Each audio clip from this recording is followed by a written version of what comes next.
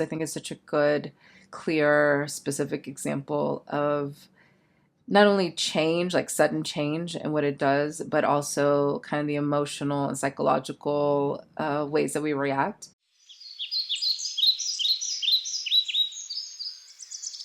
I'm sitting and I'm looking out my window. This is like the main desk area where I normally sit.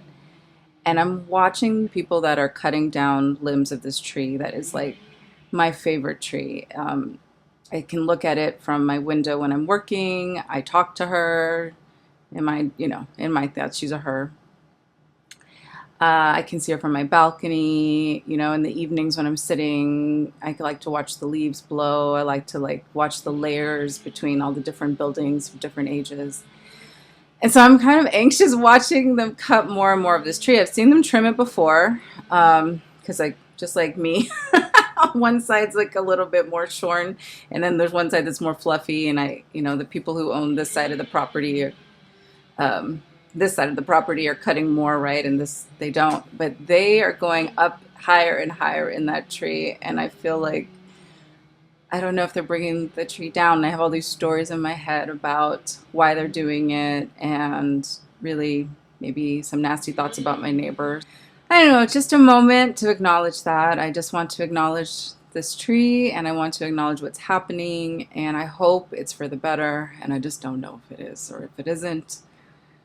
It's hard to know any of that these days.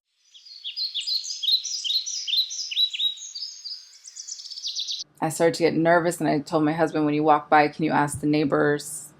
It's two houses. It's like kind of in the middle of the block, and in the middle of um, the backyards, the houses that are joined. Right, these are the houses over here, and these are the backyards. So the tree sits here, and she's big, and she's got bushy leaves, and I relate to her. I talk to her. In my opinion, she holds down the energy in the neighborhood. So talk about change and talk about grief. I am feeling deep sadness that this tree is getting cut like this severely. And so I asked my husband to go ask the neighbors, who lives in the house over here. And he said, he just relayed me the message that the tree is coming down, the whole tree. And whoo, I'm feeling things. And so I'm saying, okay, if I was talking to myself as a coach, what would I be asking? And the question is, what's the loss? What's the feeling of the loss? Like, really name it, really feel it. And so the loss is, and again, these are some of my just thoughts, right? They don't have to be correct. But in my mind, I guess I'll go for the most esoteric one. Like, to me, this tree was holding down the energy of our neighborhood, or is holding down the energy of our neighborhood, and is connected to so many things. This tree is very tall. It is well over the buildings. It's well over our building. I would estimate it at 75 to 100 years old. So I'm like, oh, the wisdom this tree has, the roots this tree has, quite literally. So I'm sad about that. Then I'm thinking about all of the oxygen it's giving to us. Like, I literally, my balcony, my windows open right to meet that tree. So like, what is that going to look like? Thinking about all the cooling it's doing to our neighborhood, what it absorbs. Like, literally, we are in a flood area. I think, well, what were the roots absorbing? Were they absorbing some of that water, that groundwater that otherwise would be flooding? And just the view of it. Oh, she's so beautiful. Like, when I sit on the balcony in the evening, and it's a nice summer night or spring night like it is now, and just sit and look, and the leaves blowing. It's my favorite thing. My favorite sound is the sound of leaves rustling. And I'm feeling right presently, like directly, the loss of that, the visual of her, and the sight of her, and the pleasure I get from looking at her and feeling just that greenery right there, right? It's a lot of buildings. So I have a lot of anger about, why are they cutting this tree down? Why do they have to do it this severely? Why couldn't they just do a deep trim and leave it at that? They're older. All of the people who own these buildings are older. I don't think in a lot of cases that their kids want to come back and live here. And so I just have to, I'm curious about the choices. Is this because it was hurting the ground, or was it going into their septic tanks? Were these roots just invasive? Does cutting down a tree even help that? I'm noticing that the tree goes right up against the balcony for some people, the people I think who are managing the work of getting it cut down. So I'm wondering, is this like an aesthetic issue? Is this like cramping your style for your porch that you're barely on? You just come out, I see them smoke on it. And they're much older, right? So I'm like, how much longer do you even have on this earth? Why are you taking this tree away from us? And we might be living here so much longer than you. And like, I don't know. And then I'm thinking, well, was the tree sick? I didn't know that. You know, because it's a group effort. Apparently, it costs $5,500 to take this beautiful tree down, which doesn't seem like enough. Um, but it's a group decision. The neighbors on both sides are making this decision. So there you have it. I'm feeling deep sadness around the loss, and I'm feeling anger around the decision being made, a decision I have no input on. And I think like it affects my view. It affects somewhat of my life, but I'm sure it more deeply affects their life. But all those choices, gosh, cutting down a tree in 2026 does not feel like the move.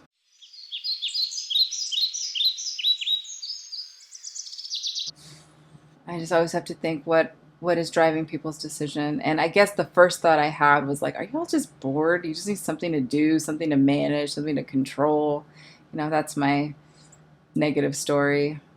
The more positive story is maybe they did try for years, for decades, to be with this tree and manage the cutting of this tree and pay a lot of money. I'm sure it's a lot of money to get it cut every couple of years. And they finally said we can't afford it, or it's not worth it, or there's some cost benefit analysis they ran and it didn't. It was more costly to keep it than to take it down. It's not my decision. I'm sure it doesn't come easily, so it's at the very least, it's expensive, right? Sad and mad, very sad and mad. And I just like I'm like I didn't know that was my last night. The last time I was out there a couple of days ago, and I don't know that was my last night to look at her and enjoy her like that. Like she is coming down. Woo! Change.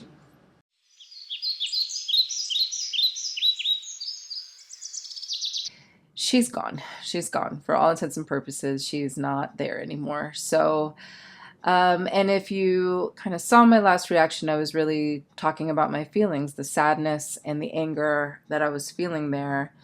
And it made me think of like in change management, we do talk a lot about grief. Change is grief, even good change or positive change. It's a loss. It's a change, is a loss of what was known and what was being done and what is familiar to something new and unknown, usually. So as the street was coming down, I was feeling that. I think I was feeling some like intense, automatic kind of grief for this thing that I didn't realize how attached I was to it. So I was thinking about the stages of grief, and I'm not going to get them in the right order, but there's sort of denial, there's there's anger, there's sadness, there's negotiation, and then I think finally there's acceptance. And so I definitely went through all of those feelings. And what happened after the last recording I did is we went outside, we walked by there, and I was really angry at all these stories. If you hear the last video, you can hear all the stories I had in my head about why they were doing it. I was kind of paying them to be these nasty boomer smokers who, all they care about is money. They don't care about aesthetics. They just care about themselves and blah, blah, blah. Like I was really into it. And I would say that in a psychoanalytic, psychological, I had a lot of displaced anger, and it felt easy to place it or project it onto them, to make them bad for all the feelings I was having around this tree being cut down. You caused this tree to come down. You're the source of all of this pain, right? And so even though in my head I could be intellectually balanced and say, maybe there's things I don't know about the situation. Let me give them the benefit of the doubt. In the moment, I'm really just mad. So we go outside and we're passing them, and I'm so mad. And I'm just like, my husband's like, oh, let me see. Let me go talk to him. Let me see. And I was like, no, I just, I wanted to avoid it. I wanted to avoid it. I wanted to hold on to my angry story. Instead, my husband, did the right thing. He kind of like said hello and sort of made a comment about, oh, the tree, it's going down. And so the man came out. And so we were asking him, and I'm still kind of guarded, angry, and I want to interrogate him about this tree. And instead, what I did, which was also a little instinctual, is I led with my feelings. I said, I see that tree out my window every day. It's so beautiful, and I'm really sad. I said, and I even said, I'm sad. I'm sad. And he goes, I'm sad too. He goes, I'm really sad too. I didn't want to do it. And so then he explained to us that for 3 years, and again, if you've been in the Northeast, the tri-state area especially, we've been infested with lanternflies, which are non-native, and they like to plant their larvae, create their nests, I don't know what you call it exactly, but on tree barks. And so they not only eat leaves and plants and things like that, but they also kind of decimate the tree through the bark. And I mean, you can look that up on your own, what exactly happens, but it was pretty bad. So this tree, this 100-year-old tree, which was very tall, was infested with lanternflies. And so this older couple was dealing with trying to manage that situation for 3 years. The flies were getting all over the yards of all the neighbors in the neighborhood. They were getting into their home. They were all over the side walls of their building. So it was like they said we couldn't open our windows. We couldn't enjoy the balcony. And then it became a situation where it was just everywhere. And it looked like they were actually damaging the tree to the point where the tree wasn't happy. So they went on and on, and they said, we didn't know what else to do. We don't have, our kids are, living in different states, that we didn't have a lot of help to trying to figure out something else. And this was the best solution we could come up with. We tried, and he looked so sad. And then I saw like all these lanternflies were all over the side of his building, and he was swatting at them. And so all of this to say, as well trained as I am to expect what happens after change, as well analyzed as I am, has good metacognition and thinking about it, and sort of being able to balance out my thinking and catch myself, I was all up in my feelings. And it took me relating to someone, sharing my feelings, having them kind of reflect their feelings back to help me accept what had just happened. And I did. I accepted it that day. I'm getting used to it. And something surprising, but shouldn't be surprising to me at this point, but it's still, it is, because I'm a human being and I forget things too, is it's literally opened up the space in this community, right? I live like in this block, but I kind of am, the way I'm situated is between two sides of the street that I live on. And these are neighbors that have been here for a long time. These are people whose lives are changing because of gentrification or because they're aging and their kids aren't want to take over this property. So they've been in this neighborhood, some of them like 70 plus years. And so there's people that I have community with, but I think even just having that experience with that neighbor, now I'm going to definitely always talk to them as we go by. We have this connection now. We know that we both love this tree. We're probably going to talk about trees and plants and who knows what, right? I will feel much more familiar engaging with that person because we shared that moment.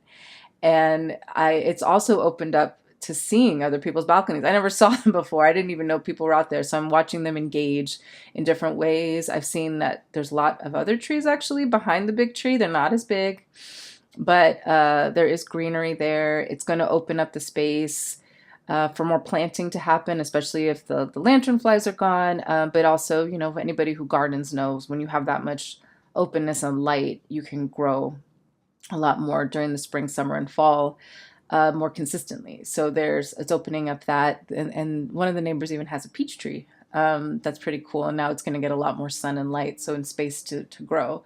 So it's one of those things that I'm like, I miss that tree. I'm going to still miss that tree. And new things are coming and new possibilities open up as it leaves. And that's true about all change.